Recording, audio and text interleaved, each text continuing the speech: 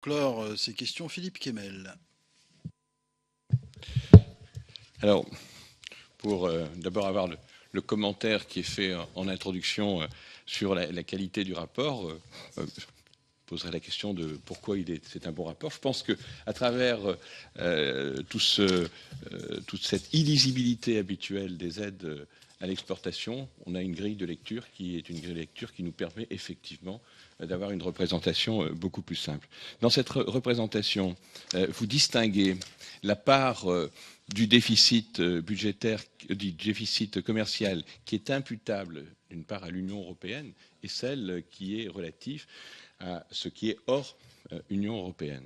Or, on s'aperçoit que pour la France, c'est davantage l'Union européenne qui pèse dans le déficit de la balance commerciale que l'extérieur. Cet extérieur qui est aussi souvent un aléa pour les entreprises. Aller bien au-delà de l'Union européenne nécessite, et vous le soulignez, des structures importantes et des financements qui sont garantis.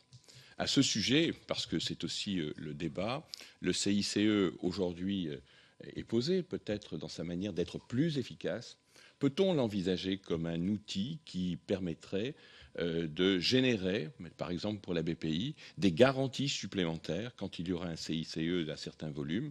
Il pourrait peut-être être doublé en garanties supplémentaires par la BPI, notamment pour les entreprises qui exportent sur l'extérieur. C'est une piste qui permettrait aux entreprises ayant de la valeur ajoutée produite par la main-d'œuvre d'être aussi exportatrices au-delà de l'Union européenne, et ce qui éviterait aussi le débat Union ou pas Union européenne.